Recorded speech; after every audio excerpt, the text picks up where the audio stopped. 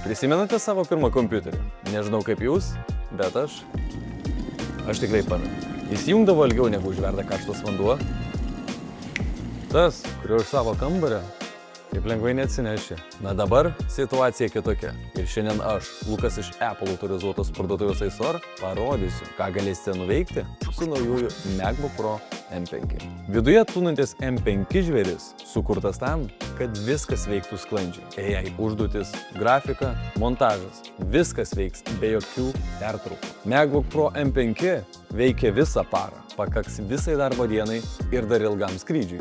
Viskas veiks be įkrovimo. O kai prireiks grįžti į ritmą, 50% baterijos įsikraus vos per pusvalanduką. Ekranas, kuriame viskas atrodo taip raiškiai, kaip realiame gyvenime. Mėgstamiausias filmas ar serialas savo ryškiomis spalvomis prikausys prie ekranų nuo pačios pirmos akimirkos. Naujoji macOS sistema leis visiems jūsų renginiams veikti vienu ritmu. Kopijuojate tekstų gabaliuką iš iPhone, įklijuojate tiesiai į MacBook. Tai ne sistema, tai nenutrūkstama magiška Apple patirtis. Skambėsite aiškiai, atrodysite profesionaliai, net jei dirbsite iš namų fotelio. Kamera automatiškai seks kiekvieną jūsų judesį, o garsas bus švarus kaip studijoje.